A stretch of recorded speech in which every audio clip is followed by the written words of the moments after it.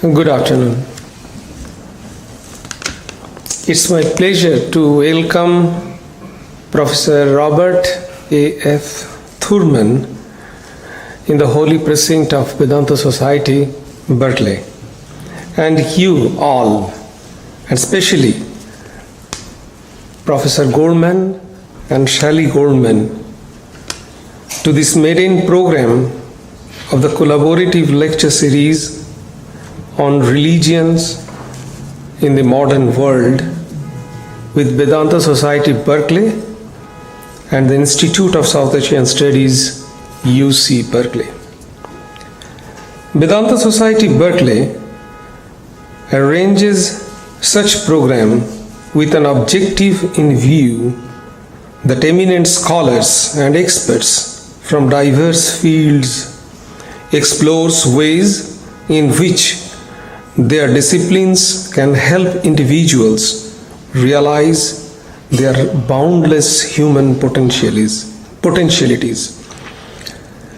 Robert A.F. Thurman, who is J. Tsongkhapa Professor of Indo-Tibetan Buddhist Studies, Department of Religion, Columbia University, President of Tibet House, QS. He is also the President of American Institute of Buddhist Studies. He is the author of innumerable books in his credit. The New York Times recently said Professor Thurman is considered the leading American expert on Tibetan Buddhism. Professor Thurman is not only a distinguished scholar on Buddhism or an outstanding orator, he is spiritual soul also, dearly loved by His Holiness Dalai Lama. I wish to record my thanks to Institute of South and Southeast Asian Studies, UC Berkeley, for inviting Professor Thurman, who has also kindly given his consent to be the first speaker in this lecture series. This evening, Professor Thurman is going to speak on Shunyata Karuna Garbham, non-duality in Buddhist and Vedantist philosophy. Let us join hands to welcome Professor Thurman at the holy precinct of Vedanta Society, Berkeley.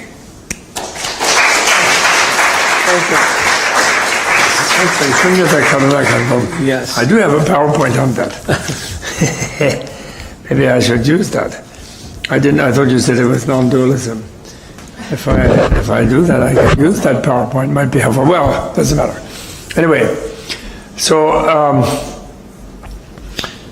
how is everyone? I'm very grateful. Thank you, Swamiji, and I'm very honored to be here.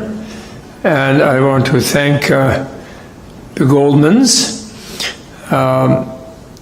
the two Professor Goldmans, for inviting me to Berkeley and in collaboration with you. And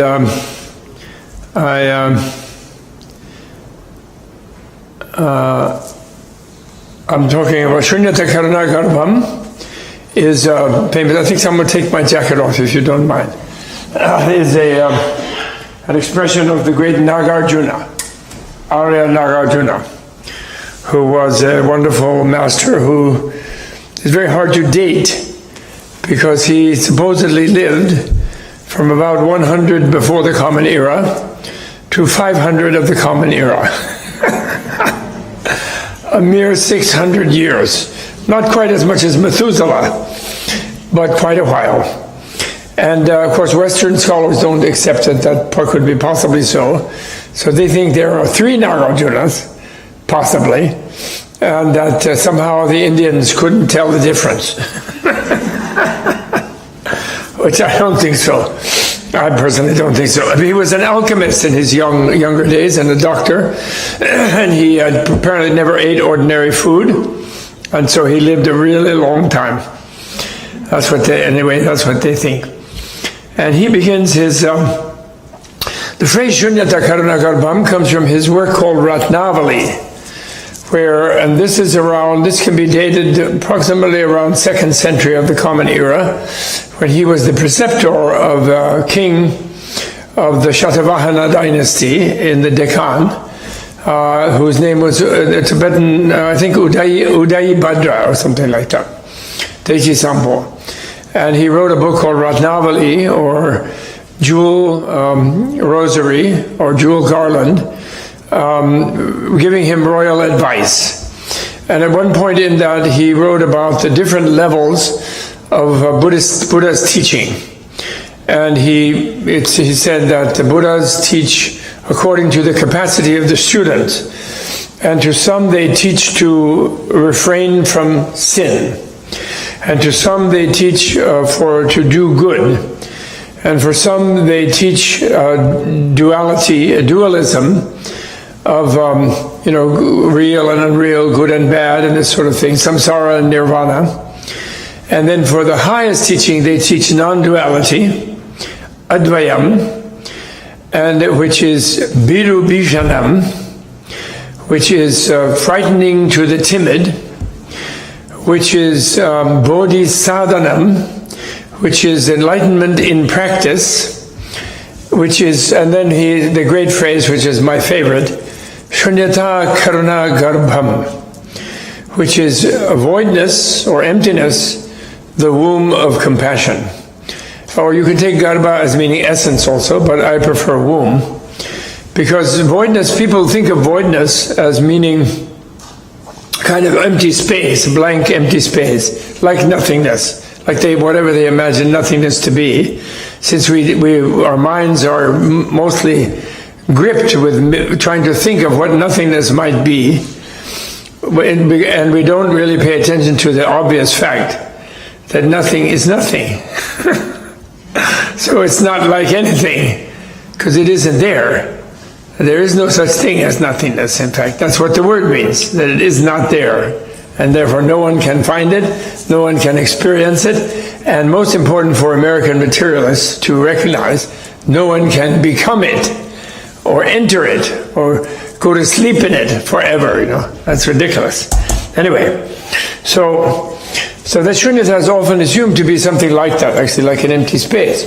So, however, to think of shunyata as a womb, of course you can analyze that compound as another way, as Drs. Goldman will, I'm sure, tell us.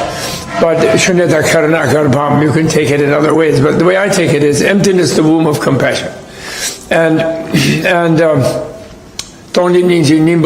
the Tibetan translation analyzes the compound in that way also. It's a very beautiful expression in Tibetan.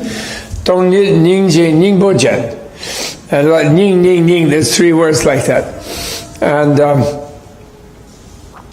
to think of emptiness being the nature of ultimate reality as a nurturing membrane.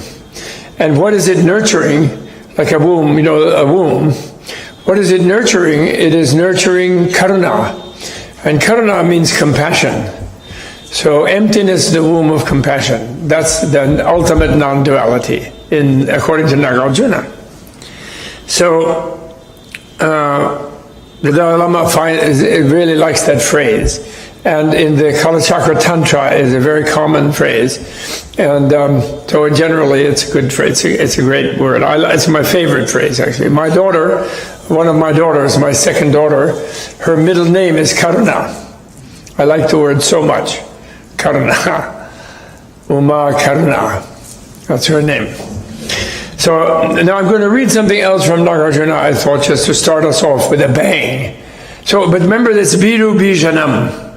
It's a little intimidating, the non-duality, according to Nagarjuna. And therefore, it's not for everyone. In other words, first it builds up in a sort of higher and higher ability to understand it. But the reason that it's not for everyone, because shunyata is not for everyone, Because shunyata, Nagarjuna has a famous phrase where he says, a misconceived shunyata is it very dangerous, like a mantric spell that is misused, or a snake that is held in the wrong way, and it will destroy you. But what he means by, and therefore you should not teach about shunyata to people who are not prepared for it. But what that means, I think, the way I teach about it to everybody, myself personally, I break Nagarjuna's stricture. And in this modern time, and the reason I do is I have my excuse, which you can refute me, we can debate it, but my excuse for that is that in Nagarjuna's day in India, most people had some sort of faith in something. You had Hindus and Buddhists and Jains and etc. And they all did believe in something. They were sort of, they were not nihilistic. Only the Charvaka or Lokayata, philosopher was a nihilist, meaning believed that ultimately nothing is the nature of things, and when you die, you have no migration. You have no soul, so you don't migrate, so you simply cease to exist. And that's the danger of a misunderstanding of shunyata, of emptiness, is that misunderstanding it to mean nothingness, and therefore losing all spiritual motivation, all ethical motivation, and therefore being endangered of committing unethical behaviors, and not developing, using your human opportunity, of your human intelligence to develop positive qualities in yourself, thinking that it doesn't matter because ultimately it'll all be nothing. So that was considered to be like a very dangerous thing. But in modern time, everybody thinks that they're nothing. That's the consensus reality. Even people who think they believe in something, they live as if all they are is here in this life, and all they're going to get out of it is here in this life. Because the consensus reality, the supposed scientists who supposedly know what reality is and tell you what it is in classrooms, in school, not in church, but in school, they assure you that it's been long found out that after death, there's no further existence. You become nothing. And that all that stuff about reincarnation or rebirth or soul going to heaven or hell or something like that, that's all some old-fashioned religious superstition, which people are terrorized by religious establishments. That is the consensus reality we should face. I'm not saying here you are in the Vedanta society. You may well have some view of the future life, probably. How many people here are sure they're going to have a future life? So not everybody. Some of you are not sure. How many people here are sure they're not going to have a future life? Only one person? I think a few more than that. But you're absolutely sure. Okay, that's interesting. And I'm sure I am forced to have a future life. I'm not that thrilled about it, because I don't know exactly what neighborhood I'll be reborn in, or in what sort of body, or even whether I'll be a human being, according to the Buddhist biological theory of karma. Karma is a theory of biology. It's a biological theory, by the way. It's not some mystical theory. It's simply a biological theory. Long before Darwin, Buddha talked about this kinship of different animal species. And in fact, he made it a little more personal than Darwin, because in Darwin's case, of course, since there's no soul and no rebirth of the individual person, it's just the genes that go on, the species that goes on. And therefore, okay, we have 99% or 95% chimpanzee genes, the human beings do. And then we have that 5% that enable us to go to Berkeley and study physics and whatever. But it's not a personal matter, because you won't be there. When your genes have developed something further type of human species, then you won't be involved. You're not involved, because in a way you're not even there, because you don't exist apart from your body created by your genes. Whereas in Buddha's case, but your genes relate you to all life forms, according to Darwin, right? That's what the creationist people are frightened about. The ones in Texas who they don't want to be related to chimpanzees. They're scared of that because those chimpanzees might not be able to get a license to own a gun, carry a concealed weapon. So they don't want that. And but in the case of the Buddha, not only do we have chimpanzee genes, but we were personally all chimpanzees many times, and we will be chimpanzees again if we behave like a chimpanzee in this life. And every other kind of animal too, even less attractive ones than chimpanzees, we've all been, according to Buddhist biology, personally. So it's like a Lamarckian thing where the individual has some inheritance of what they do, of how their life is shaped by genes and so on. By the way, I'm sorry about my voice. I've been giving too many lectures lately, sometimes 2 or 3 a day, and I get hoarse like this. I apologize. I gave a couple already today, but informal ones. And okay, so the one person in the room brave enough to be sure they will not have a future life, I only have one thing to say about that.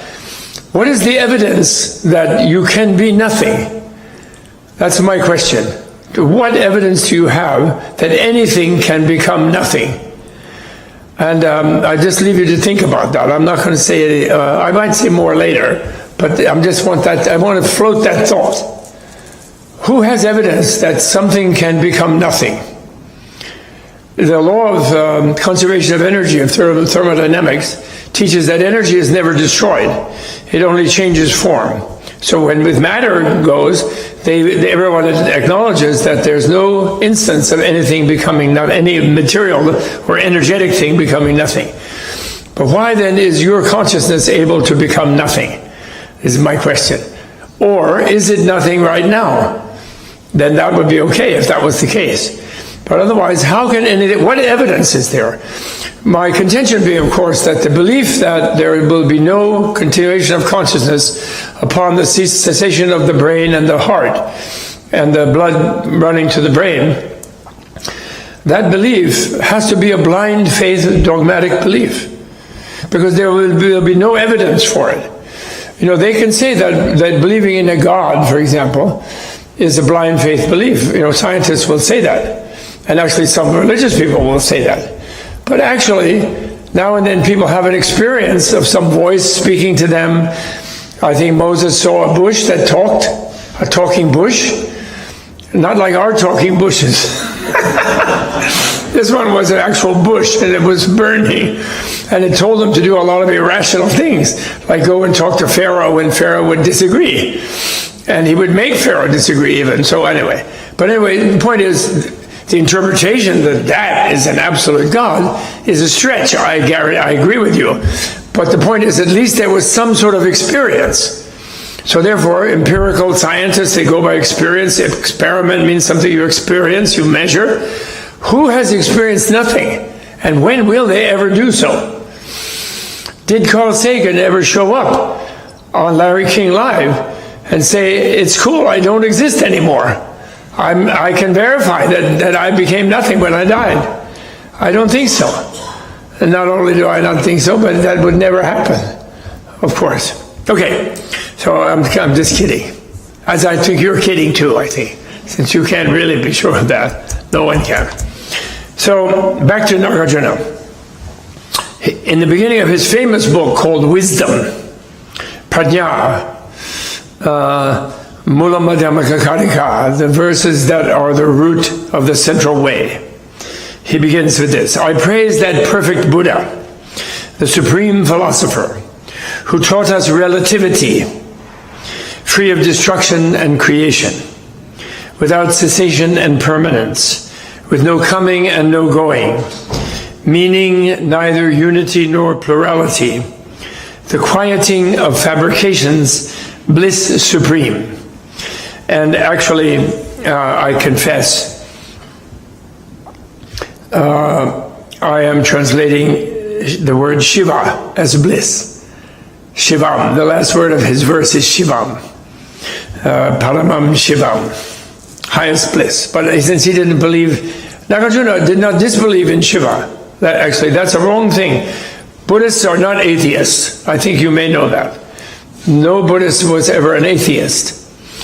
But they just don't believe that Brahma or Shiva or Vishnu has created everything. They don't blame any one of the gods as being omnipotent, and they don't consider the concept of an omnipotent creator to be a rational concept.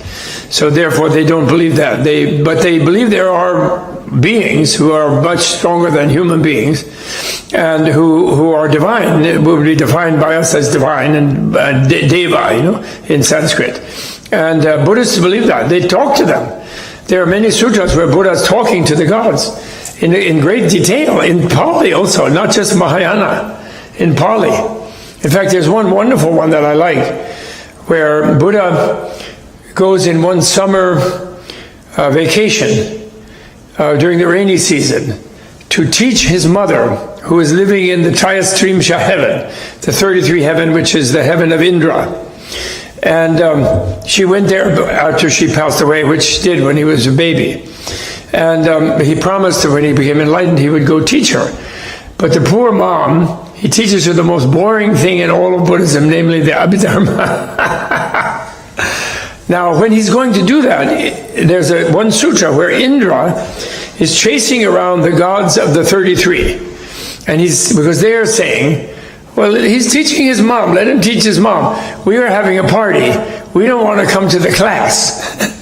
So Indra says, you better come to that class. If you do, because Brahma is coming down from a higher heaven, Akanishta. And Brahma is going to see to it that you 33 deity gods come to class and listen to what Buddha has to say. And if you don't come, he's going to punish you. So he comes down in the form of Panchashika. They say 5-crested hairdo. Brahma comes down to that heaven which is in the desire realm. Akanishta is in the realm of pure form, according to the cosmology. So I just want to make that point in case people think Buddhists are Nastikas, meaning they don't believe in the gods. They do. They just don't believe there's any one big boss god, that's all. Or goddess. So the word Shiva here, he means something really good. The word Shiva, even for Buddhists, means a good thing. But he doesn't mean the person in this case. But there are other works of Nagarjuna where he might mention Shiva as a divine person. On the other hand, the Buddhists think that the gods tend to pride. They tend to be a little bit proud. They become a little bit inflated with their divine power and beauty and longevity. And they therefore are less fortunate than humans as far as becoming enlightened, because they've sort of overshot the ideal life form for becoming enlightened, which is a human, where the human has an intelligence similar to that of the divinities, but the human is very vulnerable and has a short life and is afraid of suffering and very aware of it, immediacy of suffering to the human. So they have a real motive to try to understand the real nature of something and to really realize tattvam asi, to put it in Vedantic terms. That, Satchidananda, or let's say Satchit Ananda, which I think they all agree. Everybody agrees that's what Nirvana is Satchit Ananda. I don't know about Chit, maybe, depending on what you think of as Chit. The Yogacara Buddhists would agree with Satchit Ananda, but the Madhyamikas might complicate things. So then he begins his first verse. No things are ever found by any means to be produced from themselves, from other things, from both, or without causes. So right away it's neti with Nagarjuna. And then Chandrakirti, his great commentator from the 6th, 7th century, says that Nagarjuna begins with this sort of very challenging statement of anutpada, of non-production. To mean, the reason he does is that when you are meditating and attaining the realization of the prajna paramita, which means transcendent wisdom, if prajna really means wisdom, wisdom may mean in English to many of us, it may connote a kind of resignation of an elder person who feels that life is tough and they sort of resign themselves to coping with it, and sort of an acceptance of the way things are being not so great. And that's sort of wisdom. That might be the connotation we have of wisdom, as a kind of resignation to something. an acceptance of some unpleasant thing even, let's say. But the prajna doesn't mean that. Jna is, of course, I think the Bengalis would say jna, not gnya. It means to know, right? Like the same in Greek, gnosis, jna, same. And pra means super. So it means to super know. And that means to know really deeply with a kind of genius level intelligence. So its symbol in Buddhism is not an old person who's sort of wise and beaten down by the years and accepting of the difficulties. Symbol is a 16-year-old young person called Manjushri, who has a sword of discriminating, analytic, critical wisdom, and a book of the Paramita on the other hand, and sort of breaking through old, conventional wisdom, conventional knowledge, and something like that, and coming up with a deep insight and understanding of what is reality, what is the nature of reality. I think that's what prajna means, as far as Buddhists go, right? So anyway, when you reach prajna paramita, the transcendent wisdom, what happens is you study. Are you okay, Swamiji? Is it okay? You study 10 samatas, they call it, 10 samenesses or 10 equalities. How you understanding all things are equal. And those equalities, the first of those 10 equalities, are the equality of all things in that all things are unproduced, which is kind of a shocking thing to say. Because here we feel we're kind of produced. We do, don't we? We all feel that we're produced.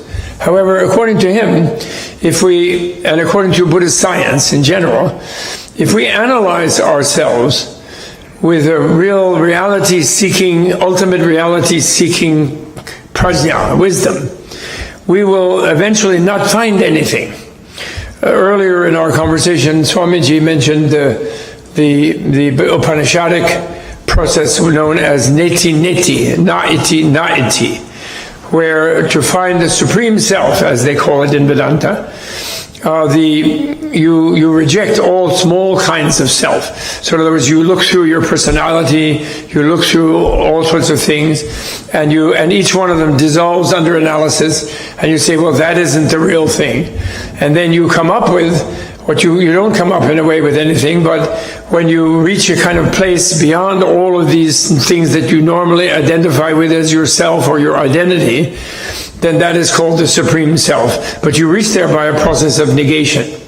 So that's really quite similar to what prajna does, where it says things are unproduced. And why did they pick a start, unproduction? Because when we want to understand something, we take it apart, and especially we are concerned with how it's caused. What is its process of causation, right? You want to understand a sickness. Well, how did someone get sick? Did they eat such a thing? Did they have a germ? Did they have a virus? Did they have a cancer? Do they have a whatever it is? Is their immune system compromised? So the way of understanding something that human beings do when they're using their intelligence about these things is by analyzing the causation process of how it came to be caused. And then when you do that in a really deep analytical manner, you will not find ultimately any cause. It will disappear. The causation process will become, expand infinitely, and it will disappear under analysis. And so you will realize that in an ultimately real sense, in a relatively real sense, here we are. But if in an ultimately real sense, when you look for it, you cannot find it as having been caused. And so that's called the realization of non-production, or birthlessness, actually, they will sometimes say. Anutpada, usually they say anutpada. So, and that's a very deep thing to do. And when you do that, you correct our misperception of things, of relative things, as if they were absolutely real. Do you know what I mean by saying that? And I think, when in that Upanishad where they go, na-iti, na-iti, na-iti, or as people say, neti, neti. But na, is it na-iti? Iti is just quote. Na means no. So it's negation, right? And when they say neti, neti, And when they do that, they are basically rejecting things that they thought were really real. I think, isn't that a dialogue between Indra and someone? And he's asking Indra, isn't it the one, Yajnavalkya or somebody is asking Indra, what is yourself? And Indra says, well, I am this and I am that. And he's talking with him. And then he keeps saying, neti, naiti, naiti. Everything that you think you are, you're not. Right? And then finally, well, the Supreme Self is something that comes out as a conclusion of that negational process. So anyway, Indra was unproduced. So that's the same thing, if you actually, it sounds shocking to say unproduced. You know, like the Heart Sutra, which is a famous Prajnaparamita text, they go in there and they say no eye, no ear, no nose. So maybe this is a way, I know some people are looking puzzled. This is maybe an easy way for you to see this. I challenge everyone here, especially the gentleman who's sure he won't exist. I'm sorry to pick on you, but it always gets me going. And especially, most interestingly, because you have one finger on your nose. So I challenge you to really find your nose, anybody here, to find your real nose. Because the Prajnaparamita Sutra, there's no nose. It says that. So, okay, so we will immediately go, this is my nose, so I found it. But actually, what are you touching? With what are you touching it? The tip of your finger. Well, how much of your tip depends on how hard you press. Right? Then there's a piece of skin. Then you could have an accident, heaven forbid, that piece of skin would be cut off. And you still have a nose. So actually what you touch is not your nose. But arbitrarily we say for the time being, it's my nose. And we keep doing, you can keep going all over everywhere and say this is my nose. But actually everything you touch is not your nose. Because you could lose it and you still have your nose. Then the question becomes, how much would you lose and still have a nose? Of course. But then, well, is there a line between your cheek here and your nose? Who drew that line? And what says this is cheek and this is nose? Is in the nostril you have air going in and out of the passage because you breathe. Is the space in the nostril, is that the nose or is it just empty space? And then inside the nose, you know, the inner skin, etc. And then finally you can go down to where if you go to a plastic surgeon, he'll have a kind of computer simulation of a nose, if you're thinking of changing your nose, like poor Michael Jackson did. And he'll show all these points, but actually we know that all the points on your nose are not there because any point, to be precise, has no size, and therefore it's not there. Right? A point has no size, so there's no point on your nose, actually. All the points on your nose are not points on your nose. They're not on your nose.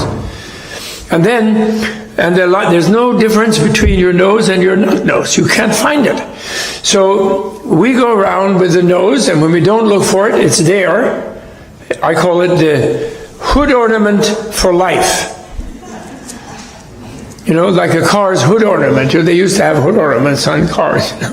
So our hood ornament is the nose, unless we have a very small nose and we can't see it. And Americans have usually big noses, so we can see that hood ornament.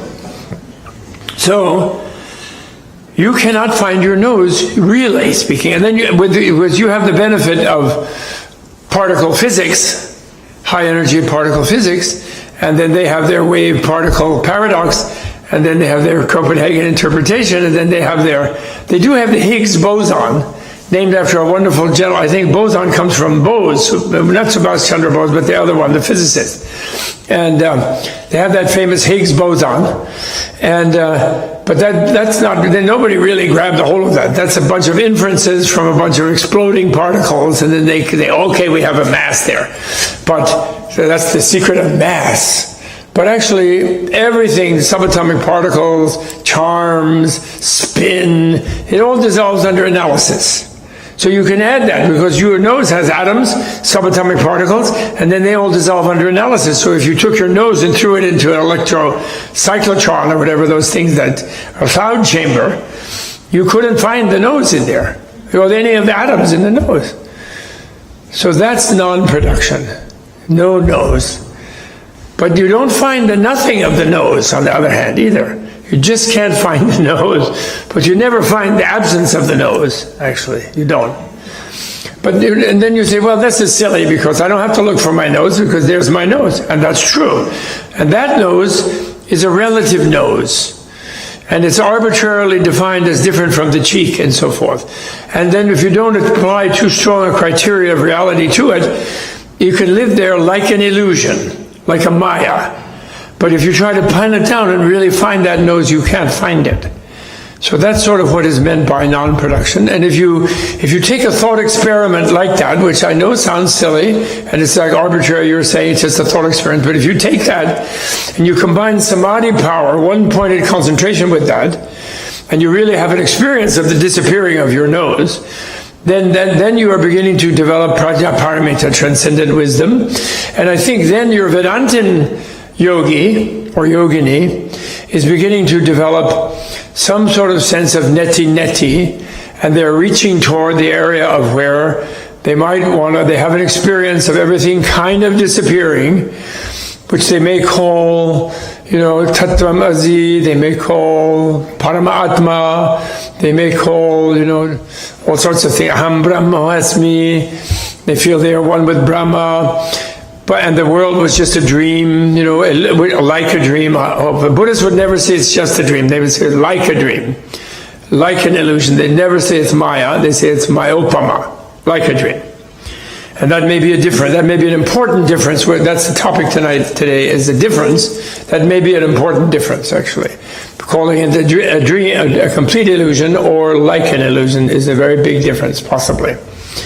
So both share this kind of analytic idea, and to understand what they're doing about that, I think we have to talk about what the Buddhists call, and here I don't know if Vedanta uses this kind of terminology, they call it the self-identity habit, the atmagraha, they call it, or the self-habit, or sometimes they have other expressions, but Atma Svabhava Graha, they have words like that, although I don't know, so I don't know if they use that language in Vedanta. Actually, I don't know that. In sort of practice manuals, I don't know if they use that, but they do in Buddhism. And what that means is that when you see the floor, or when we see the pillar, let's take the pillar. You don't think that pillar has your mind's perception of that pillar is somehow, sort of, in a way, constructing that pillar. We don't think that. We think that pillar has a kind of intrinsic objectivity. There's a great word that modern sociologists of knowledge use. That pillar has a massive facticity. I love that term. It's like massive in its factuality. And it sort of looms there as something outside of us, like a thing in itself. Right? Or the floor, it's really solid. We're confident it will be there when we step on it.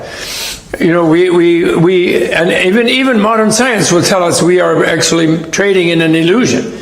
Because the brain is actually, when we see things like that, the brain is actually constructing this out of some reflected light waves and things, and neural energy transformations. And then we construct what looks like a solid world out there, and we kind of have to reconstruct that. As you will know if you've ever been really drunk, or something really stoned, or somehow discombobulated by a blow or concussion, you can't construct what's out there, you'll hallucinate something instead. And they will tell us that. And they'll also tell us that actually the pillar is made up of atoms, and the atoms mostly are empty space, and there's a nucleus and some electrons that somehow create, in our experience, the illusion of solidity. And it's such an illusion that if I run into the pillar, I'll knock myself out. So it's pretty strongly concrete. It's pretty concrete. So, like we don't just see a relative nose. We don't experience our nose as a relative thing. We experience it as an absolute nose. It's a real nose in itself, if you follow me. And we don't see the atomic nature of the nose, which supposedly, by having analyzed it by science, is more real, a bunch of atoms spinning around, than this solid piece of flesh that we think is automatically there. So, in other words, what these neti processes are doing, or the critical analysis called vipassana in Sanskrit of prajna, of wisdom, is they are actually taking the bit in their own experiential teeth, and they are looking for the reality of objects and subjects and subjectivities and the mind as well, looking for it with full force and with a very high concentration, with a mental stability that is like some kind of atom-splitting machine.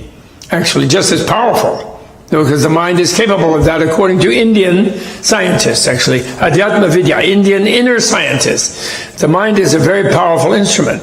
You don't just have to have some sort of a gun-like machine shooting molecules around. The mind is, because actually the mind is made, the body is made of molecules that are shooting around. And they can become self-aware, is the claim in all of the Indian traditions, not just Buddhism. And so this is the similarity, that both are transcending our illusory participation in a world as if the world was all a bunch of things in itself. And of course, the worst part of that both Buddhism and Vedanta is concerned with, the biggest thing in itself for everybody here is themselves. Every person thinks I'm a thing in itself. What do you mean? The one thing I know is real is me. Right? Don't you think? Like each one of you is here sitting, you're inside your skin, you're looking out through your senses, and the one thing you're sure of that's really real is your awareness in this, organizing all these sensory perceptions and inner thoughts, right? And therefore each of you pay attention to yourself, and you're concerned about yourself. Am I in a decent chair? Am I doing the right thing? Am I okay? Et cetera, et cetera. Each one is in their own little world. And therefore there's a tendency among us, none of you I'm sure, but I can own up to it, of getting to feel that maybe I'm the most important thing here. Maybe. A few of us feel like that. And the minute I feel like that, I get nervous, because what do we all know? Nobody else agrees that we are the most important. Right? Does anybody else agree? I don't think so. Each of us thinks that. Each person here is the center of the event here, and therefore to yourself, and you think that's normal and that's healthy, even. And you would be crazy or irresponsible if you didn't know who you were or where you were. But you also, and so you're sort of really paying most attention to yourself, and yet nobody else is paying attention to you. So you feel a little something, like, what's wrong? How come I'm not being considered the most important here? And then how come they think they're the most important? Each of them thinks. So this is the problem, of that intrinsic reality habit, or intrinsic identity habit, or intrinsic self habit, being attached to the self itself, thinking I'm the greatest thing. And of course, then Vedanta goes up to where actually the supreme self is the self that is beyond that little petty individual self. So they are also critiquing that feeling, the same way as the Buddhists. But then they call the state of freedom from that critique the supreme self, and the Buddhists call it the selflessness. That's the difference. Although then the Buddhists have language, they say Nairatmya Paramatma, the supreme self of selflessness. They say that. And then they get into this kind of thing, achintya, like Bob Goldman was mentioning earlier. Inconceivable, unthinkable. That's what reality is. And that's not rocket science either, right? Like you have a delicious apple, and then you read 10, 20 poems about an apple. And you read like 100 chemical formulas about the constitution of the apple, and geology and agriculture and whatever it is. And you look every word, verbal description of that apple. And you see 10 still life paintings of that apple. And then you eat the apple. And then your experience of eating that delicious apple, none of those descriptions are adequate. It's somehow beyond the expression of all of those different things. Even though you say, I'm eating the apple, but what's happening is a lot more complicated than I'm eating the apple, or any other formula or anything, right? It's an inconceivable experience, actually, an inexpressible experience. And I like that about Buddha. He said, I'm a Buddha, means I know everything now. However, unfortunately, I can't explain it to you, because it's inexpressible. But I can give you some critical, pathways of analysis and thought and meditation and practice, where you can also experience everything, which was very radical. That's an Indian thing. Indian people are radical. They look very peaceful and quiet, but they are radical. And that culture was radical compared to the Western culture, because they taught that the human being has the capacity of understanding the nature of reality. Paramartha Satya. Human being can do that. You don't hear that in the West. Scientists, oh yeah, we're realistic. We analyze this gene, we analyze this cell, this molecule, this astro, the collision of black holes and blah, blah, blah. We're still looking for dark matter. It's really dark, so we can't see it. And we haven't seen it yet, but we're sure it's there and we're looking for it. And they're doing that, but then they tell you, well, every time you find something and you know this thing, there's so many more things you don't know. So the idea that to know everything, if you came out of your lab at Berkeley, if you're in the science department and you say, well, I know everything, they would say, oh, that's nice. We have an institution down the street where you can go and have some Prozac and take a break because you're nuts. And then religious people, they tell you can't know, God knows, and you don't know. So the Indian people, on the other hand, you can be God. You can know. Even Indra, the gods, when somebody becomes a big ascetic and they do tapas, and they get all heat and they get deep insights, then the gods get mad because they think they're coming to take away their throne in heaven, so they challenge them. Because even the gods admit that the humans can come to know something in India. And, Tattvamasi, the high statement in Vedanta from Brahma Sutra, you are that, meaning you are God. Aham Brahmohasimi, I am Brahma, thought of as a supreme being, That in the West, that's the pantheistic heresy. The idea that God is in you. And you get executed for that in the Western history. You get burned at the stake. You can be a mystic and get away with it if you don't say it too loud. But mostly you get executed for that. That's a heresy, in other words. Whereas in India, everybody tries to be God, Anybody who gets educated, and the Brahmins, they try. And they succeed, actually. Many of them have kind of succeeded. And many have become Buddhas and enlightened. Many. And now we're sort of fooling around with that in the West. But unfortunately, most of the people here think enlightenment means the great experience of not knowing anything. Somebody was saying in the conference, I was down there, the Nonduality conference in San Jose, some lady came up and said, oh, I'm so happy. Well, why? Well, I've been hearing how that the highest achievement is the experience of not knowing. So what I want to know, I asked her, I said, well, you mean when Buddha attained enlightenment, what he said was, duh. Is that what you say? Although there is a language of, again, they say, nirvana by the path of not knowing. But what they mean by that is that you give up trying to know it dualistically, where you want to make it fit with your concept that you had ahead of time. Why are we bored in life? Why do we have very little fun in life? Because any experience that we experience, we fit it right away into a concept that we already preconceived. So we feel comfortable that we recognized it and it's sort of under control and it fits with our network of expected experiences. And if something doesn't fit in our concept, we feel uneasy and we feel a little bit lost. And therefore, nothing ever surprises us. And we have a very hard time letting go and seeing a new dimension in whatever it is. Although we admire poetry because poets see the same things we do and then they find other dimensions in them. Like Shelley, the famous poet Shelley said, poets are unacknowledged legislators of mankind, by which he meant that they see new perspectives in things that add to our stock of concepts to enable us to have deeper experiences and more beautiful experiences of things, or more horrific experience, depending on where they're trying to open up our awareness. So now coming back to the differences of Buddhism, of non-dualism, Buddhism and Vedanta. So therefore, non-dualism is very challenging also, because non-dualism ultimately means that the ultimate reality and relative reality are a duality that is transcended by non-dualism. So that means that relative reality is ultimate in its relativity.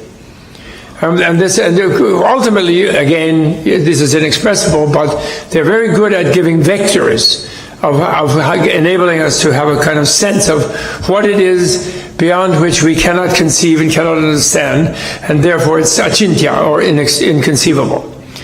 And the great philosophers in Sanskrit, both Hindu and Buddhist and Jain, and any other group that might have arisen, they are the greatest philosophers of the world. I'm very sorry, Mr. Greek, Mr. Socrates, Mr. Persia, Mr. China, the Indians were the best. Sanskrit is a special language for philosophy, for science. It's Sanskrit means perfected, made perfectly accurate. Of course, nothing is absolutely perfect, but the closest to that is Deva Bhasha, the language of the gods. Am I right, Dr. Goldman? Yes, sir. Yes. And actually in America, I don't people know that in the 1890s, many colleges in the Ivy League taught Sanskrit in classics departments. And it's a disgrace that they have ceased to do that. And we have to fight and make South Asia department or do something to get a Sanskrit chair or lectureship or anything on any campus. Supposedly a great church university, because they're all out there trying to make money by getting patents, by making some drugs or some bombs or something. And that's what they think is important in our universities. And they don't think that knowledge, in fact, the only way you can be a well-known philosopher in America nowadays is find out a new way of pronouncing philosophy as dead. You have to say philosophy died, and it no longer helps. So we just do literary criticism, or art criticism, or ethical or political criticism, like someone like Richard Rorty, The Mirror of Nature, philosophy is finished. Because a human being can't understand anything, you just have machines, and your natural sciences are going to measure everything. That's how pathetic we've become, actually. I'm sorry, we think we're super modern and super civilized, and look at us. Look at what we elected. Look at what we're doing to the planet. It's really sad, Really. We're a bunch of nihilists. So, anyway, but here's where there might be a tiny difference. That supreme, there's really no difference. It's not the difference of anatma and paramatma. Supreme self and no self. That's not really a difference, because the no self is all these kind of minor selves, and then selflessness is where the self expands to embrace everything, and that they call supreme self, and that's okay. And Buddhists sometimes do that too. Basically, like as I said, they make expressions like supreme self of selflessness. So that's not the big difference. But there might be this one difference. There's two kinds of oneness. Here, Swamiji, maybe I mentioned this the other day, but I want to mention it again. And I'm very intent about this one. Shunyata karuna garbham. So shunyata, emptiness, the womb of wisdom. One of the deepest ways of expressing non-duality. I'm sorry, in emptiness, the womb of compassion. Terrible. So in a way, that's a wisdom and compassion indivisible. It's a similar type of expression. And why compassion? People say, well, if you realize emptiness, then you realize sort of everything, you go beyond everything. And there is an experience of anybody who does this anybody who reads this chapter in the Wisdom, or the 27 critiques of different notions of solid reality that Nagarjuna has there, which are kind of like an atom-smashing text. These 27 critiques. If you read these critiques, pretty much everything disappears. And you do have an experience as if the world disappears and you, looking at it, disappear with it. And you don't disappear just like falling asleep and disappearing. You disappear in a kind of luminous space where there's a feeling of infinite energy. There is definitely this experience that great yogis and mystics and philosophers and scientists, and all Indian scientists are yogis. Yogi, yogini, they're all yogis. Yogi just means you yoke your own personal experience, your mind, your heart, your perceptual mechanisms. You yoke that to your quest for ultimate union, ultimate reality. You don't, it's not just something you play around outside and it doesn't affect you personally, because you're just doing some conceptual manipulations over here or with some machinery. Yogi means you yoke your life to what you do. And I think actually many scientists, material scientists, who are deeply non-dogmatically sitting there hanging on to their dogma of materialism, but who are deeply looking into nature with great effort and with painstaking care and working very, very hard. They are yogis. They put their whole life into it. There was a famous physicist yogi, which may just be a joke, but there's a story told around Columbia having to do with the Manhattan Project, where they made the atom bomb, started making the atom bomb before they moved it out into the desert, and started in Manhattan, in Columbia.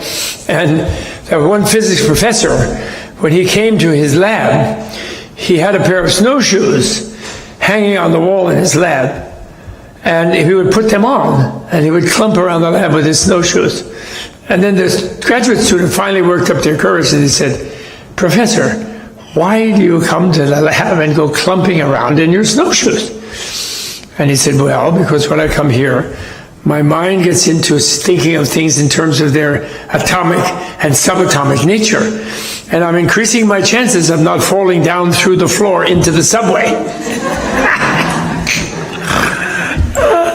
I like that one. I'm sorry. I like my own jokes. What can I say? So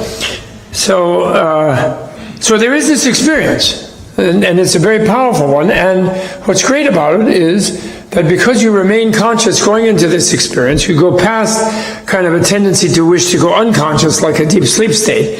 And this is like turiya. They call it turiya. It's a fourth state. It's neither the waking or normal waking state of the subject-object difference, where you're an isolated subjectivity within a world of objects.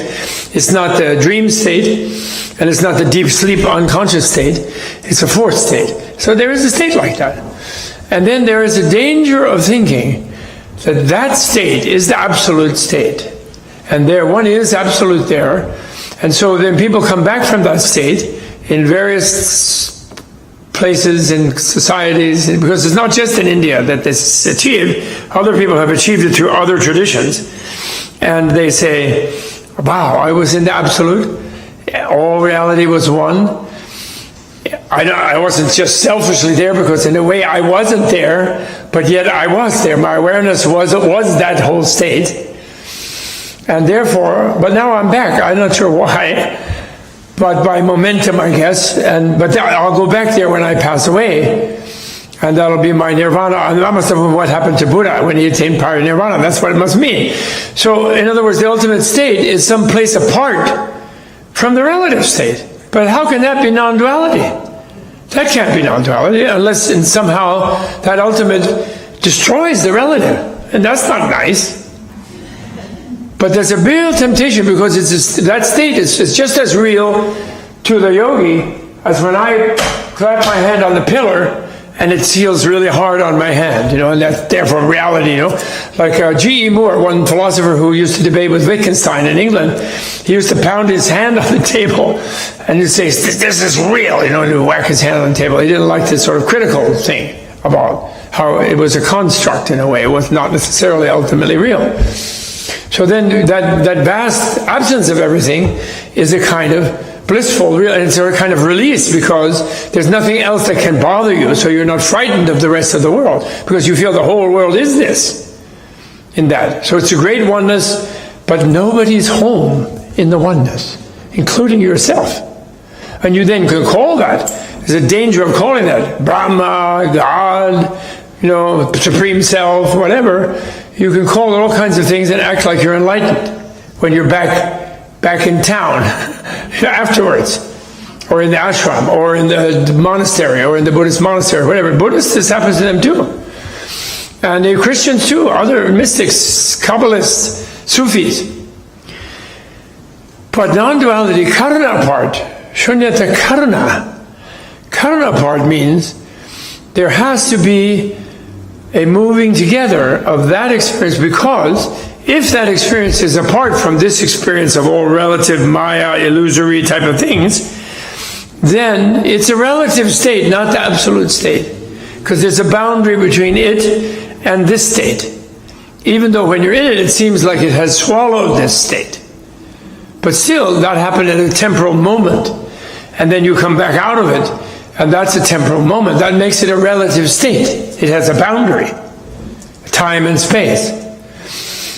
The real one is where it's that ocean of bliss, and that's where the inconceivability comes in, that ocean of bliss, that Satchit Ananda, and also everybody hanging around town. It's the same thing. Exact same thing. So this is all ocean of bliss, but we're all here. It's all one and everybody's there. Okay? And then why do you need karuna? Well, gee whiz, not so many people see the ocean of bliss side of it. Do they now? Even their societies more or less don't allow them to. It's like considered a little dangerous or something. Maybe they won't know what to do. They won't be able to fight. They won't be able to drive on the right side of the road. They won't be responsible for themselves. They'll be like, well, it's all an ocean of bliss. But that's Shunyata Karuna Garbham. And I believe that in Vedanta, when you are one with Brahma, and after all, Brahma is creator for them. There's, among others, but Brahma, sometimes they call it something else, but there is the idea of that creator, and then the world is Brahma's dream, I think. And the illusion you wake up from was like a dream of Brahma. But the dream is not completely unreal. A dream is similar to unreal, but it has some quality of reality about it.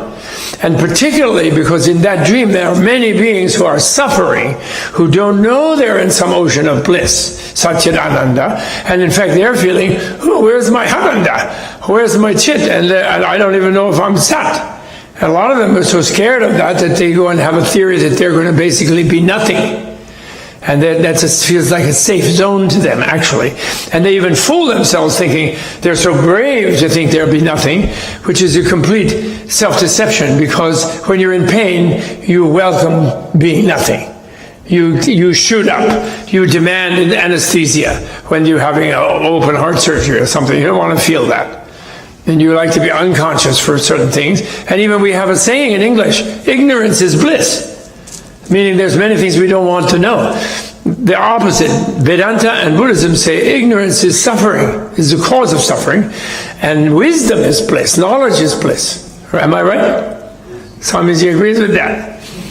But this is a tricky one because people the compassion part seems hard. If you see, but theoretically speaking, Buddha sees beings.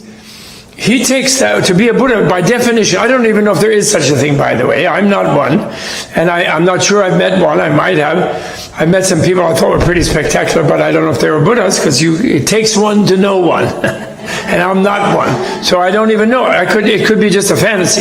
But how it's defined is very technical. And it's defined as a being that finds oneness without departing from being connected to everything in the kind of absolute relativity of the world. And in this absolute relativity of the world, meaning in a way that the absolute is empty as anything, any kind of absolute that would be apart from the world is empty, and emptiness is empty, and therefore the absolute is the world. Right? And therefore, and they're only capable of seeing that because of the Ananda vision. And they see all the beings as made of Ananda. If Buddha was there and he looked at us or looked at me, he would see me who has a headache. I'm going to catch an airplane. My voice is hoarse. I'm like a harried professor. I'm 76 years old. I'm trying to retire. But he would see me as made of bliss. Like every cell in my body is pure Ananda. And Chit and Sat. Buddha would see that like that. They call it bliss void indivisible, they call it. But then he couldn't not see that I don't think so. What is this bliss? I have a sore back, my toe hurts. What's the bliss?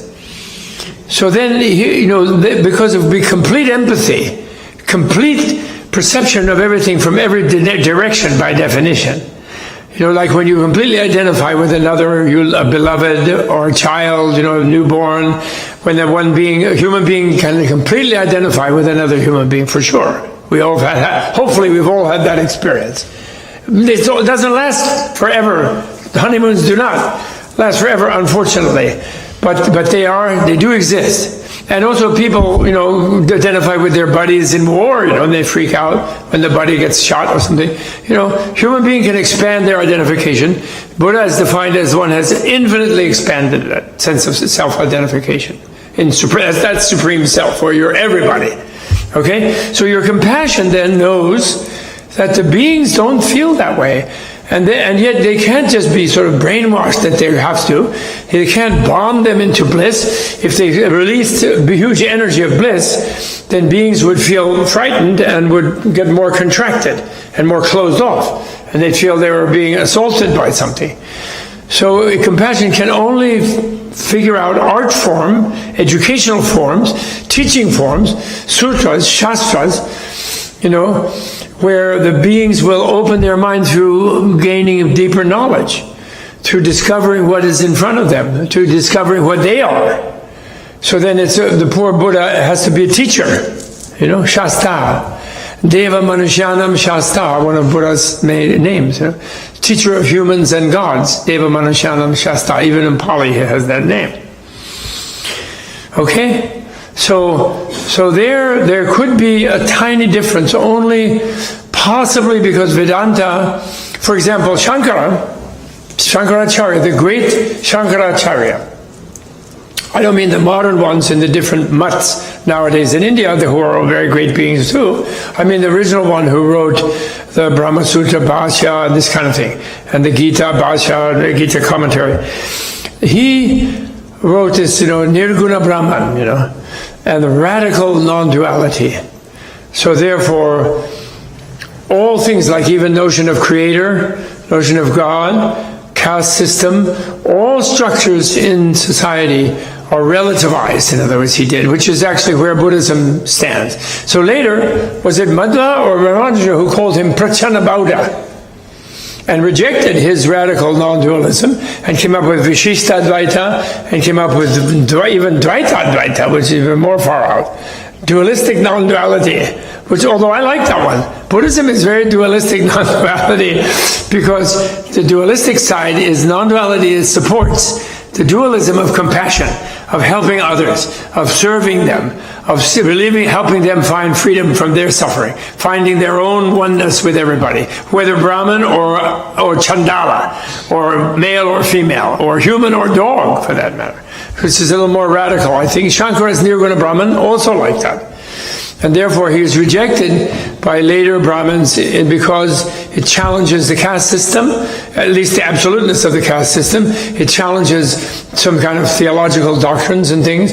The absoluteness of even the Vedas, that they are absolute, are challenged by Nirguna Brahman. You know, that all Saguna is in some way, you know, Maya. But that's very close to Buddhism. So in a way, Shankara is just same as Nagarjuna, actually, which is funny because Shankara, in one of his, I forget, I guess Brahma Sutra Bhashya, he rejects every kind of Indian philosophical school other than his Vedanta, except for Nagarjuna, the Madhyamaka. He doesn't reject him. He just says he's the bad guy. I'm not going to talk about him. But that's because he's the same as him, actually.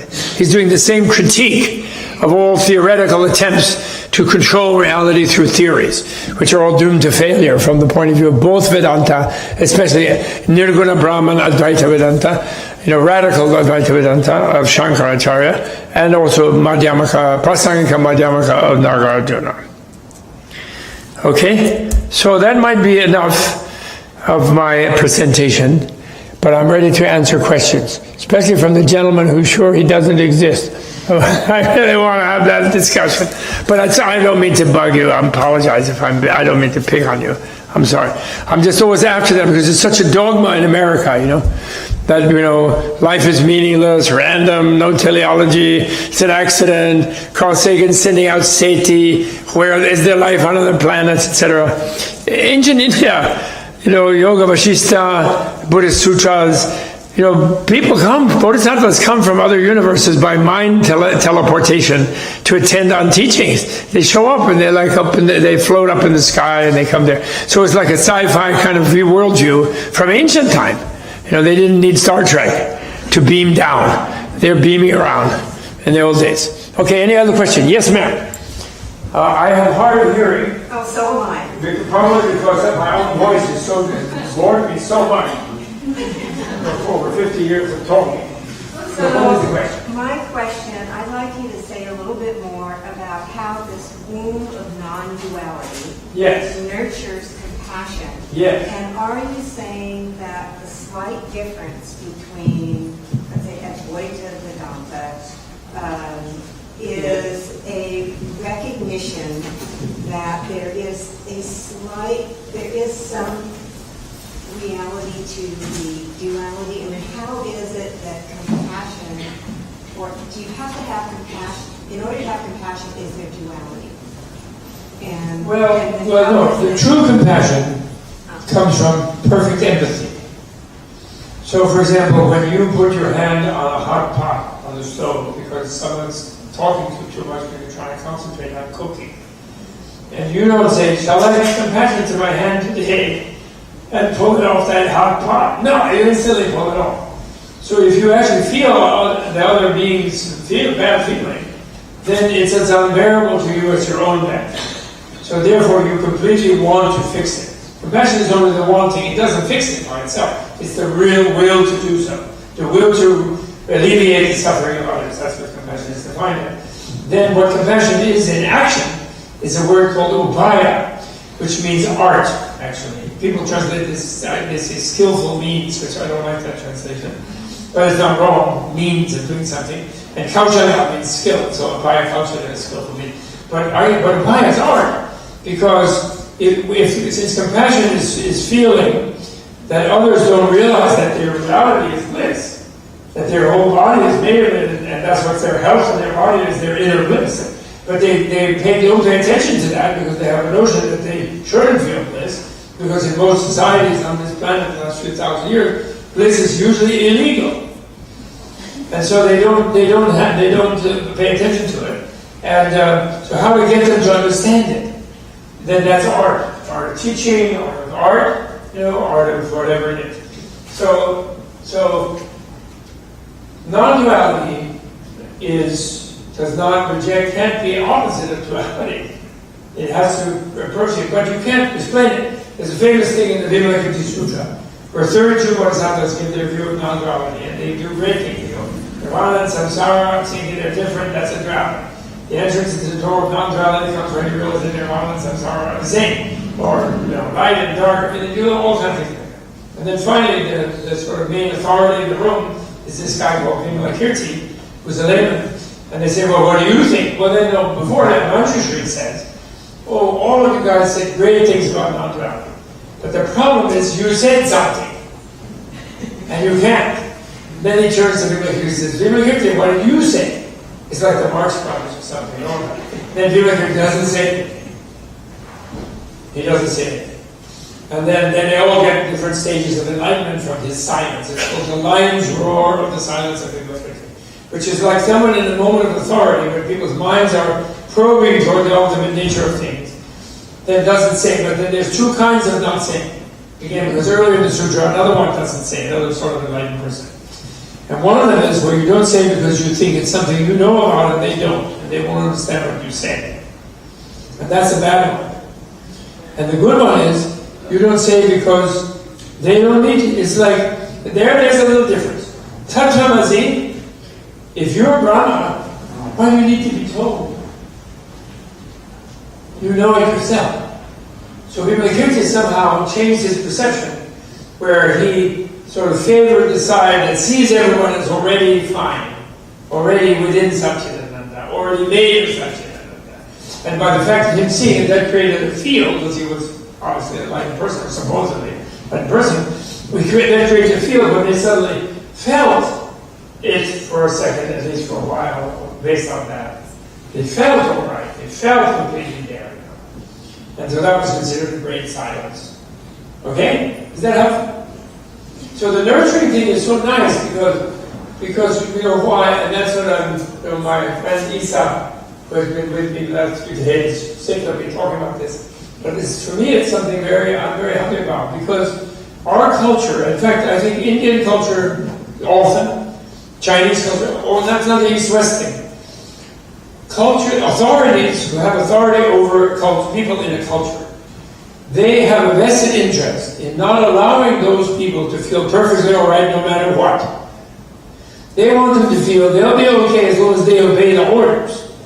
And like religions take the inside of spirituality of being kind of God everywhere, you know, God in me, God around, and God in the form of the sparrow and stuff like Jesus said, for example, or Buddha said, others said. And they want them to say, no, you're in this veil of tears and suffering, and you better get used to it. But then you come here and you have a little ceremony with us, and you pay your dues here, and then after you die, you will really be fine. Then you'll really be wonderful. But for so far, no, not now. So they have this kind of, they don't want non-duality to be right because they're afraid people won't work. People want to have fun. They'll want to they'll kill off the Albigensians who thought things were kind of cool. Jesus meant things were kind of cool. Then the popes or Avignon said they killed all of them, threw them off a cliff. And so many Sufis and mystics have been killed in the West and in the East here and there. But the great thing about India is everyone's got the wonderful, joyful, wealthy, because India was the wealthiest part of Eurasia. They had a surplus. So why not give a free lunch to some mendicant? Because you don't have a good icebox anyway, it's going to spoil, so give it away. But in the West or in China, no way, we don't want anybody who's not working for the corporation, which is the government.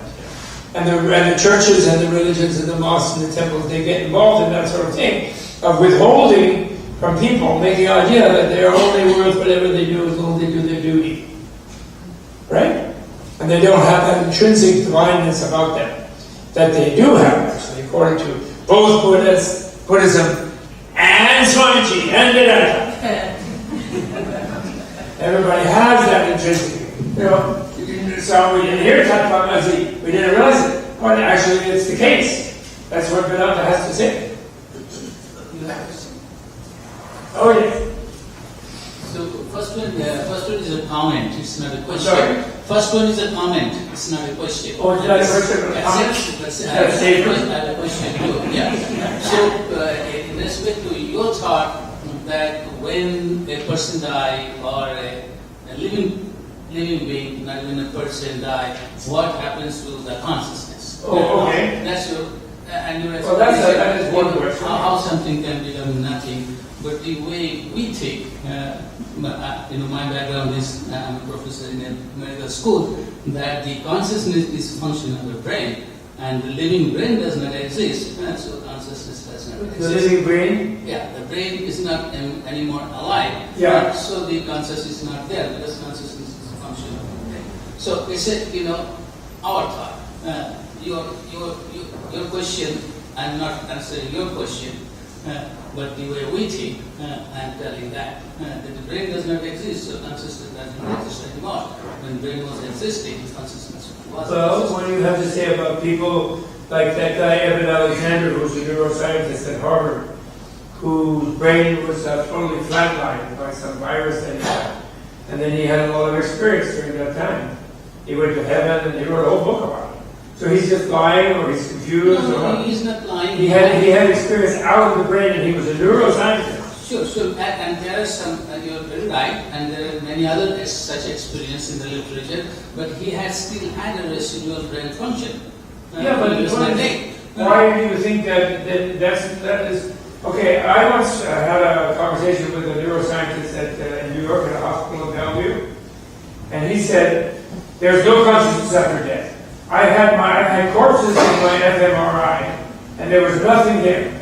So I know there's no consciousness after death. And then I said to him, well, we agree.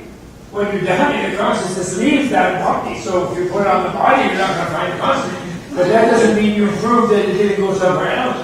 For example, you have a computer, and you can wirelessly send your whole program, in fact, the whole content into Dropbox. You can send the whole thing wirelessly through the air. And so then that program, if you put delete after I send, then the program will no longer be in the hard disk, you can smash it with a hammer. But the whole content of it is still fair in Dropbox. Yeah, but that's right. That's another way of thinking, that consciousness is somewhere else. Yeah. All right, that's another theory, that consciousness is somewhere else, and when brain is alive, brain is catching that consciousness. Yeah, right? and nobody has proved that either. Right. But that's one thought. Yeah. But the way we think, I'm telling you, our thoughts that, brain has consciousness, surely, when it's living, and brain is not living anymore, so it may not have consciousness. What you say, But I think consciousness can operate through the brain. No one's questioning that. It's just like, the brain can operate through the eyes, right? But then you can also have visions without the eyes, and you inside your body can reproduce. When you have a dream, your eyes are closed, and you see things. So, things are more subtle than nuanced, and I don't know what your objection is, except maybe you think you don't want to have a future life, maybe, okay? I hope you're done. I understand the other thought. I don't have any objection. Yeah. And There are various thoughts. Sure. So that's what I'm saying. You see, put it this way. Yeah. If the consciousness is nothing besides the brain, what that means is right now that we have no consciousness. So that makes us, and if we have that idea about ourselves, that's another way of making us helpless, actually. It's a very negative theory.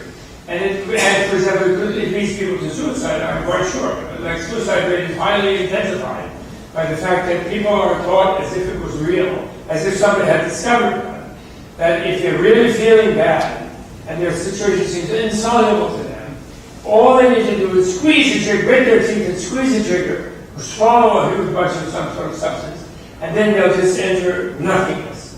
It'll be like permanent sleep. There'll be no consciousness. So then that bad feeling will be gone. And that's maybe, but nobody has actually discovered that that the consciousness didn't go because nothing. And in fact, it's illogical even to say it, because nothing is nothing. When you look for something and you didn't find it, you say somebody said, your wife says to you, well, dear, did you find something? You say, no, there's nothing there. You'll say, but you didn't find nothing. You just didn't find what you were looking for.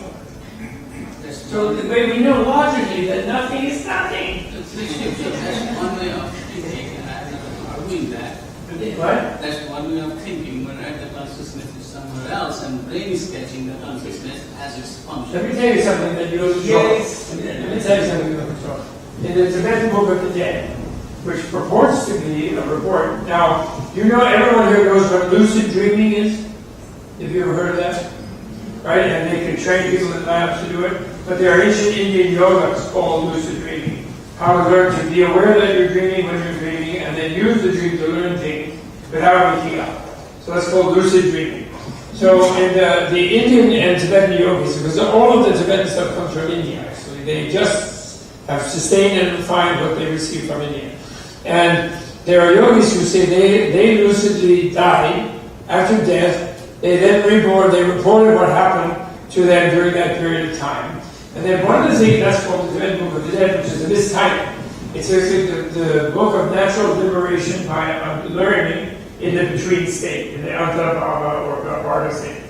So one thing they tell you, after you die, your consciousness hangs around a little bit sort of like a ghost for a while. And then you get upset because you're not sure what has happened. And you see your loved ones and you sort of go, hello, there was a movie called Ghosts, which was a dramatic movie written by Bruce Rubin, which sort of illustrated because he had read the Tibetan Book of the Dead, and what happens to the character he had learned in there. And so you do that. Then you go to your own funeral. Then they say that your mind, your consciousness and mind outside of the brain, liberated from the brain, is 9 times more intelligent than when it was in the brain. And so you automatically clairvoyant, you have all kinds of knowledge. But one thing you can't do is you can't affect the matter, so people can't see you. And then they say, when you go to your funeral, which you tend to do because you hang around where your body was, and the people you knew, and they're all at your funeral. And then when your Uncle Joe is giving a speech about, oh, poor Bob, he was mounting, poor Bob, oh, I'm so sorry, I'm going to miss him terribly, blah, blah, blah, he's so great guy, and then you're reading his mind, and underneath you think, good riddance, that test, I'm sick of it, thank God he's not going to bother me next Thanksgiving, or whatever it is. So listen, don't get upset. Everybody has double level in their mind, you know. There's up different thought streams, they're not even aware of them. And so people are just ambivalent, they are abnormal people. So don't freak out and stay calm, because it's really important for you to stay calm and happy in that state, because you need to travel and you don't want to get frightened or agitated, you know. Because you're like in a dream, you're very insubstantial, your moods and your emotions are very mercurial in that situation. So they have very elaborate descriptions of how it feels. And they may be wrong, they may be right, but the point is they do have that. They report such experience. And they codify, started in India, with what they call Antarabhava. People who cultivate, spent their life examining themselves and looking into their mind in a way that put Freud and Jung and these people to shame completely. And even the unconscious, they totally aware of the unconscious thousands of years ago. But they don't think it has to automatically be unconscious. They think you can become conscious of these deeper energies and learn to master them and not be pushed around by them. They do feel it. But anyway, thank you for your comment. Thank you for your thank you. Any other thing? There's a lady who's been really like she's going to dislocate her shoulder. What is that? Thank you, first of all, for a great talk. I have so many questions, but I'm going to stick to two. The first one is that if there is an explanation of our of our true nature and how this universe functions, which philosophy do you think describes it best? And if the answer is Vedanta, then are there any gaps in Vedanta that you feel have been better filled by Buddhism or any other religion so as to make it complete? Okay, thank you. So you all heard that, right? Because she spoke and I love it. People, when they use the microphone, they can really hear that. Sometimes you give people the microphone and they go, oh, so, you know, I think Shankara and Nagarjuna, those two are the best. And the point is, because they were Buddha before that, and a lot of other people on both sides. And the reason I do is that they, first of all, say that they can't really describe everything, because it's beyond words, ultimately. But you can experience it. And then they provide you with various critical methods of how to do that. And they evaluate the other scientific views, etc., and they provide, you know, yogic methods and mental methods and so forth. And they really have a tradition which does that. And then on both sides also, there are people who don't fully get what they do, and they sort of go off this way and that way, because Viru Bhishana, if you know a little Sanskrit, you know, Bodhisattva, enlightenment in action, enlightenment in practice, Bodhisattva. And Viru Bhishana, a little bit intimidating to Viru, those who are timid, you know, frightening to the timid, Viru Bhishana. And the idea that this here is the ultimate reality, and that it is infinite relativity, and there's no escape from this infinite relativity, but there's no limit to how it can be improved, and that you have to, and you are totally interconnected with every other being, and not only do you improve it for yourself, but for all of them. So you won't be really fully fulfilled until they all are. And that's kind of scary. It's a scary proposition, you know? And so any kind of trick way out, like, oh, some God is going to come and save me if I just say this mantra, or oh, I just cannot exist just if I shoot myself, or if I die, then I won't exist, so I won't have to worry about it, and I can just wait past the time until that happens. All kind of ways of getting out of the kind of commitment of what Dalai Lama calls universal responsibility. In Sanskrit it's called adhyashaya, like a higher aspiration for the world in a certain way. And that the world, you know, they have a concept, they call it a Buddha land, or a Buddha kshetra, a Buddha field. I call it a Buddha-verse. And a talk I gave down in San Jose was how to make the universe into a Buddha-verse. Universe is boring. Just one verse, something ever turns into one, and that means that's an egotistical idea. It's what turns around me as my universe. Everybody has my universe. But a Buddha-verse is everybody turns into everybody's enlightenment, and everybody's Satchidananda. And that's the best. That's the best. And even if it's a fantasy, even if it's unrealistic, it's better to live with that kind of hope and positivity, and because that will at least improve a little bit around you. You won't be all grumpy and freaked out and cranky and feeling unfulfilled. everything is meaningless and purposeless. It's incredibly depressing. The materialist worldview that this society lives in is very, very depressing. And that's why people, depression is a huge business. The number of antidepressants eaten in this place, which all have bad side effects, is huge. That's a multi-billion-dollar business, if not trillion-dollar business. And that's because the worldview is very depressing.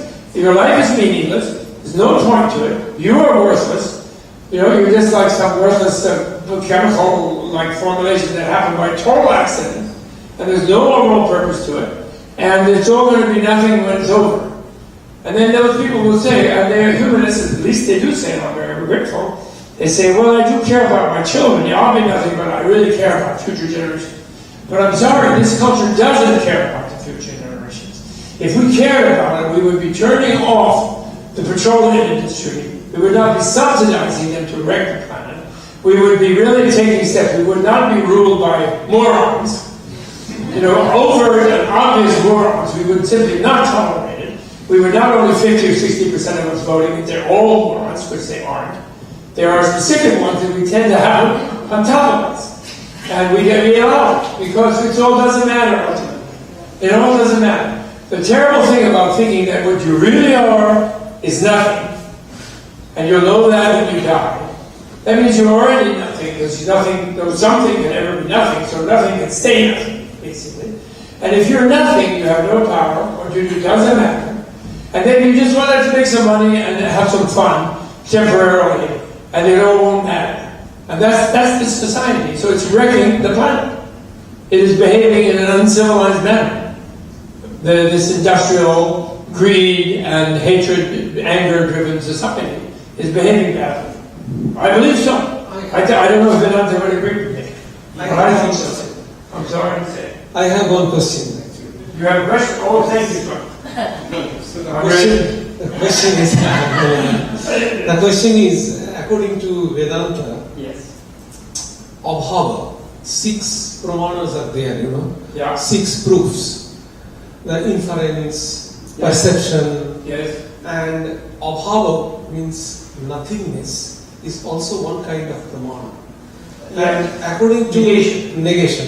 That doesn't mean nothing. It's negation. And according to Patanjali Yoga Sutra also, nothing is, if we can think, everything is the vritti. Yes. Shunyata is also a kind of vritti, Okay. modification of mind. Well, So, yes. So, according to Buddhism, especially the Nagarjuna, so this nothingness means, you told here, Buddhism also a kind of relative kind of thing. So, but Vedanta conceptualizes this relative and absolute. Mm-hmm. So, according to Vedanta, there is no nothingness or there is no shunya. Everything is that. But according to Nagarjuna, the shunyata is there. But my point is that if Vedantic shunyata is something is there, but Buddhist shunyata, it is nothingness or something is there. No, Buddhist shunyata is simply that all of the relative things are empty of any absolute thing. So then shunyata as a concept, which itself is relative, as you rightly say, in itself is empty. So you have shunyata, one of the 16 kinds of shunyata is the emptiness of emptiness. So it isn't there, shunyata is not there. What shunyata is the guarantee, you could say, and the discovery that all of this is there, in all of its interrelatedness, and there's no absolute in it. It's not, in a way, by the way, its infinite relatedness is the absolute. There's nothing apart from it that's absolute. And that's why Arjuna says, shunyata is the medicine for all the sufferings of the people who want to be absolute, and then the world doesn't react to them like that. But who takes shunyata as an absolute, that person is lost, because they have no medicine for them. And there are people who do that in Buddhism. Of course, there are people who misunderstand all these things. But shunyata is, actually there is a realm of nothingness. Ayatana, if you go Ayatana realm. in the four formless ayatas, which maybe mediums you could call it. You don't want to see realm, because realm is a spatial concept. So there are four medium of what's called the formless states. And one of them is the state of Akinjanyayata, of nothingness whatsoever, a subjective state of a yogi. But that's considered a real trap. It's sort of related to sleep state, where you think you're nothingness because you're unconscious. And but that's not nothingness; it's a state, right? So I'm going to talk about put infinite space, infinite consciousness, nothing, absolute nothingness, and beyond consciousness and unconsciousness. All those four, none of them are nirvana. So even when he was allowing some people to think that nirvana was elsewhere, which he did, because some people, if you tell them this is nirvana right here, they say, "Well, who needs it? I'm miserable here." I'm like, "Wait a minute, I'm miserable. This is nirvana." What is that? They wouldn't get it. So they say, "Oh no, there's nirvana. You'll get to nirvana. Go there." Then when they get there, there's nobody there. So then that makes them able to tolerate being connected in infinite relativity. So anyway, I just think that it's not the social differences between Buddhism and Brahmanism, for sure.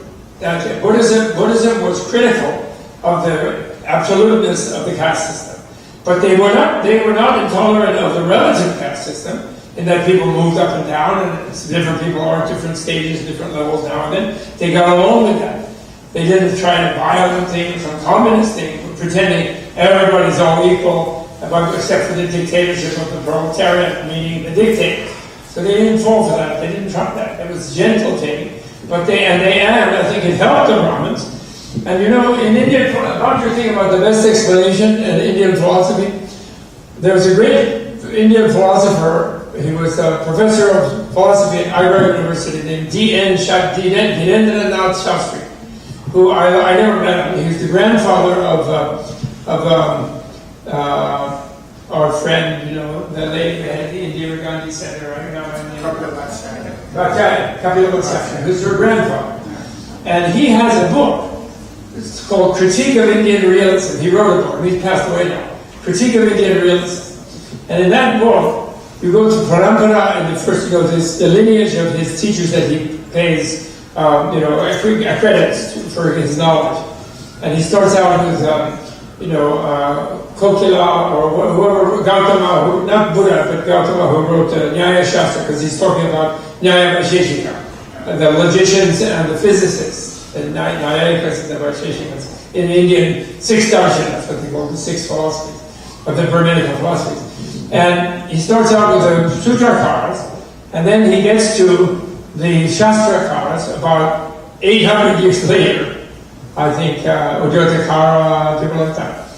And then in between, he has Dignaga, Dharmakirti, and then he has this name that when I first encountered it, you can't figure it out, because it has this consonant cluster, Sherbatskaya Namaha. The Russian scholar Sherbatsky. And the reason he has that is that he was looking for the history of Indian logic and physics, the categories of the Vaisheshikas, etc. And he couldn't figure out why there was a long gap between the Sutrakaras, the ones who made the aphorisms, the basic framework of the tradition, and then the commentators were hundreds, 8 centuries later.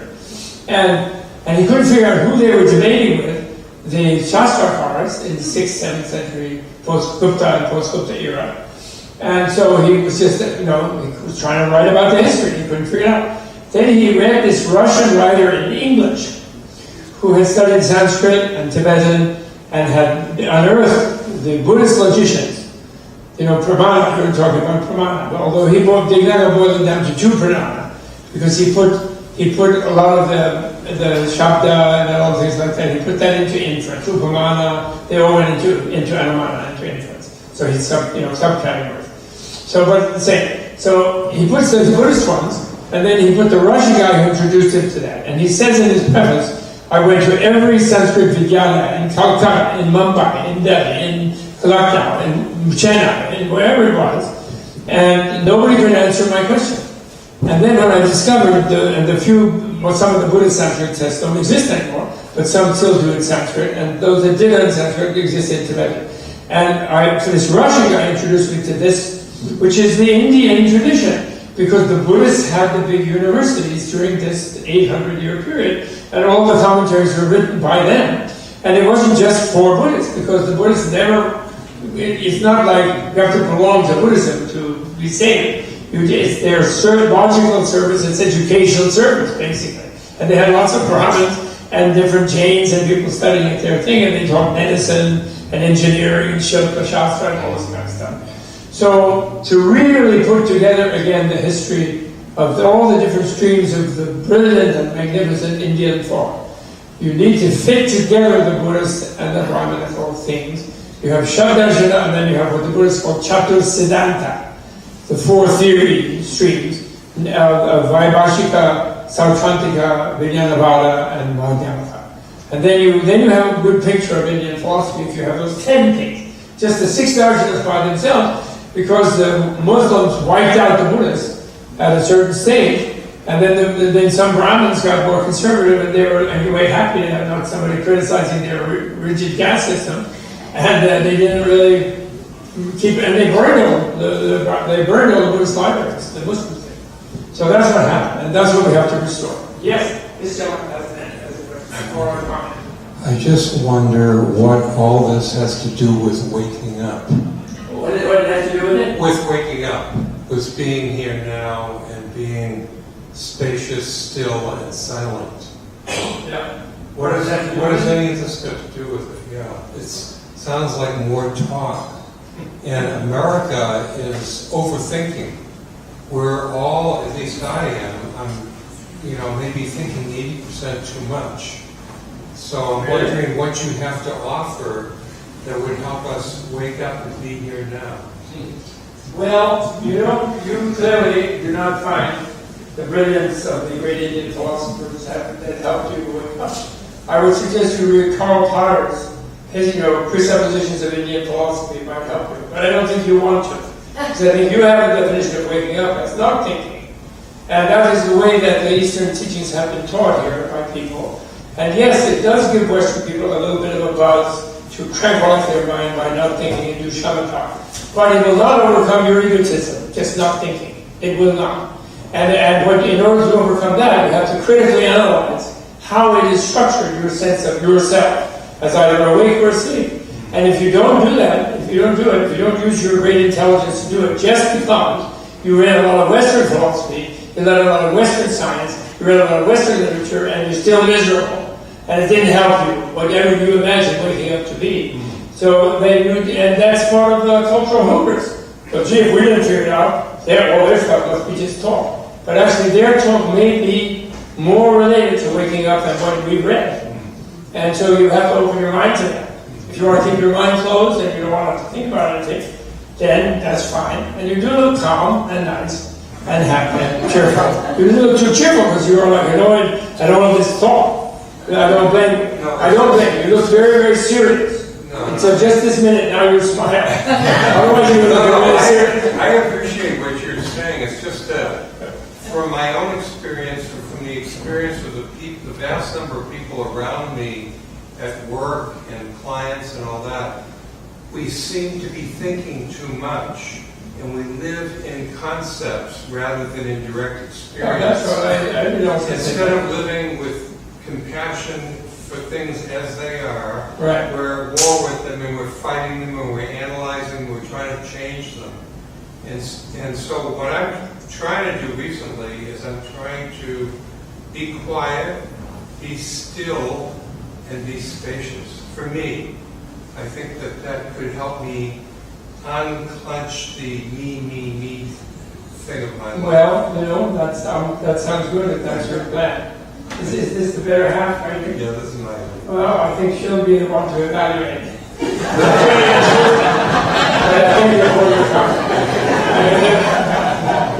My better half is what evaluates me. Thank you. I just wanted to make one small clarification, possibly, about this issue of what's the difference between Vedantic Nirvana and Bauda, if you like, Nirvana. And it's not so much that they're really that different. I think, as you pointed out. So the question is why the hostility between them? Because one thing is it's kind of this question of Brahmana and the kind of sociology of knowledge. How do you get knowledge?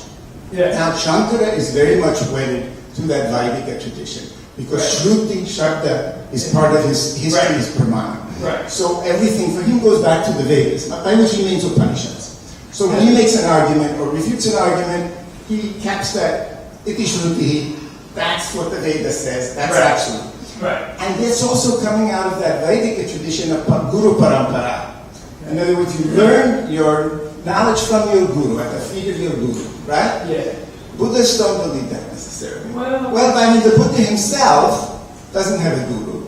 He doesn't believe in Shruti. He's slayable. Yeah, he's slayable. And that's why Shankara, has nasty names for the Buddhists, as Mahavainashika, as Nastikas, not that they don't believe in gods. They all believe in gods. They don't believe in the Shruti. They don't accept they don't accept the divinity. They don't accept the Vedas and that's, I think, the argument that they have. But the end product, the actual truth of it, not so different, really. Well, that's true, although then may I ask you just one question. Why does Ramanujan then say that Shankara himself was a Buddhist? That's uncommon. Because of the monism. Because he's a monist. Because he's an Advaita. Yeah, well, and also because of the Nirguna Brahman concept. That ultimately, that relativized the Shruti, the absoluteness of the Shruti and the Vedas, and that goes along with the creator story and the whole thing. But the other that's so in a way, that's where Vedanta came over and touched Buddhism, and where they actually are very similar. But you spoke about that sort of intellectual breakthrough that you get in the Indian side of you are God. That was never seen in the West. Right. See, that's what the other Vedantas don't accept. Because the Vedantas and the Vedantas make a distinction between the individual soul and God. Which the Advaitas don't make. And that's why they accuse him of being a Pajana. That's why I like it. Secret code. Mr. Thurman, he meant actually by saying God, Brahman. So, Indra and gods and these, I mean, the gods that helped the Buddha attain enlightenment. The gods who sleep. Yeah, they do. Yeah. Well, not only that, but Brahma asked Buddha, when you get enlightened, please tell beings that when horrible things happen to them, it's not my fault. So right there in the ancient Indian thing, they're dealing with the theodicy problem. The problem of creator of monotheist is who made evil. If he made everything and it's omnipotent, right? That's their problem. And so the Buddhists help Brahma out of that by saying we all make it together. We all make it together. We're all interacting, and we interweave our reality. So anyway, I think it's maybe the time. Is it? Are we finished? Is everybody tired? Everybody, we're awake, but we're looking to go to sleep. We are all awake, but we're looking to go to sleep. Nice.